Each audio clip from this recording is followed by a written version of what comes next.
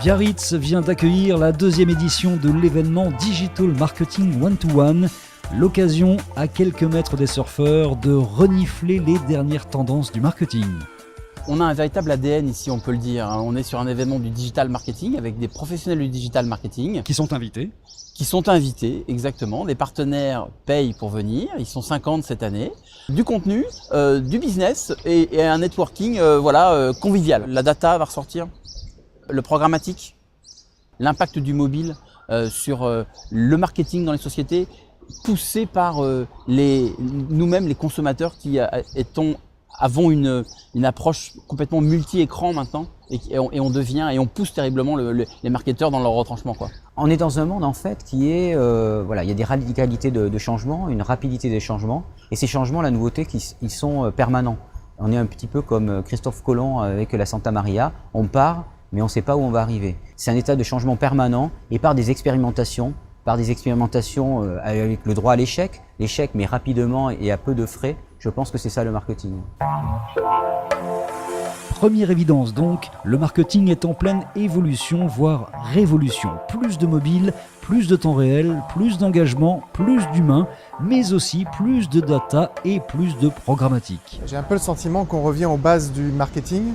C'est quoi les bases du marketing? C'est de se poser des questions sur son consommateur et d'essayer de le comprendre. Ce qui est beaucoup plus difficile qu'à une époque où on disait voilà, le consommateur fonctionne comme ça.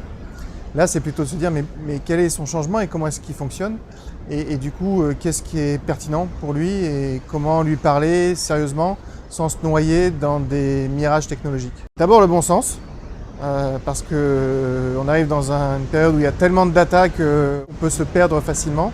Donc redevenir consommateur, c'est pas une mauvaise chose. Observer les consommateurs autour de nous, c'est pas une mauvaise chose non plus. Et du coup se dire ok, et pourquoi? On sent que c'est en train de bouger. Il y a beaucoup d'acteurs, il y a beaucoup d'outils qui sont disponibles. Par contre, réussir à intégrer tous ces outils, ça reste encore le plus difficile. Aujourd'hui, on capte des datas, mais c'est des datas d'achat, puisqu'à chaque fois que quelqu'un achète son billet, on capte l'email et un certain nombre d'informations à ce moment-là. Aujourd'hui, on ne les utilise pas de façon forte, mais demain, l'idée en fait, c'est de pouvoir apporter plus de services et plus d'informations utiles à nos spectateurs par l'exploitation de ces datas. La voilà donc la grande problématique actuelle, capter et traiter le maximum de data pour enrichir l'expérience des marketeurs. Pourquoi, comment et jusqu'où? C'est la bonne question, celle qui était au cœur de beaucoup de discussions à Biarritz. J'aurais tendance à dire qu'il y a des gens qui collectent de la donnée sans trop savoir pourquoi et qui après seulement parfois se posent la question de ce qu'elles pourraient en faire.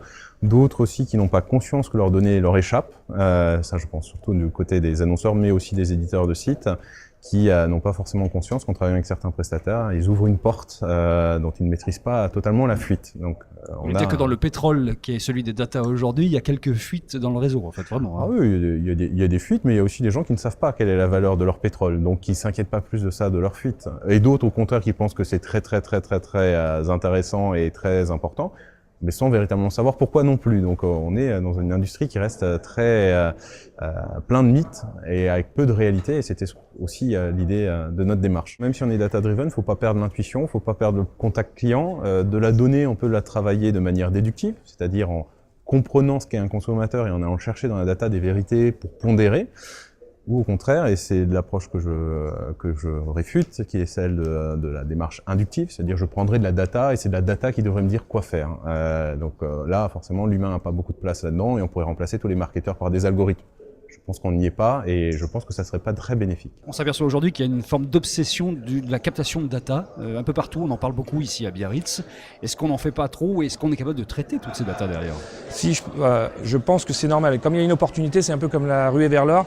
Vous avez ceux qui veulent chercher de l'or, puis vous avez les vendeurs de pelles et de pioches. Et donc forcément, ça a attiré beaucoup de vendeurs de pelles et de pioches, mais ça n'a pas résolu le problème forcément des acteurs. Donc il y a un phénomène je dirais sur le phénomène de la data, le trop est l'ennemi du bien. Il y a un retour au bon sens. Apporter du sens, apporter des solutions marketing, plutôt que jouer avec les gadgets techno.